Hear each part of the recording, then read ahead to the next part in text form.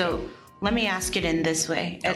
As you all are thinking about when you say we have a lot of, when you say that we have use for the dollars, do you have the largest percentage of use for the dollars as it's currently written, or do you have use for the percentage of the dollars in which you all are proposing right now and how it's written before us? Because it sounds like it's maybe in this pot.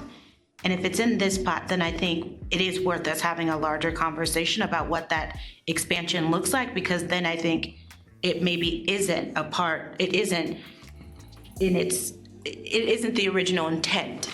I think that's okay. I understand the question. I think it's a really good question.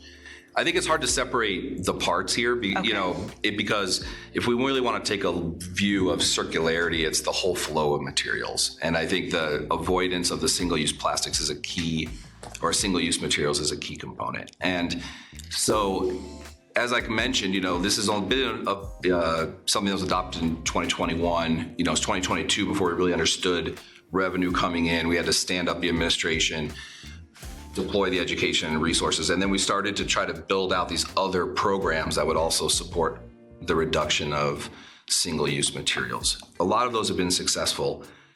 Ramping those up still takes time, right, to expand those and build them up. At the same time, we have these other also high priority pieces of this puzzle for the work that we do in CASR in terms of avoiding waste generation and circularity. And so as we look at things like we've been charged with in terms of supporting implementation of the Universal Recycling and Composting Ordinance, we have other demands as well. So I think the question is, where should we have limited staff and, only a certain amount of dollars. So, the question is, do we want more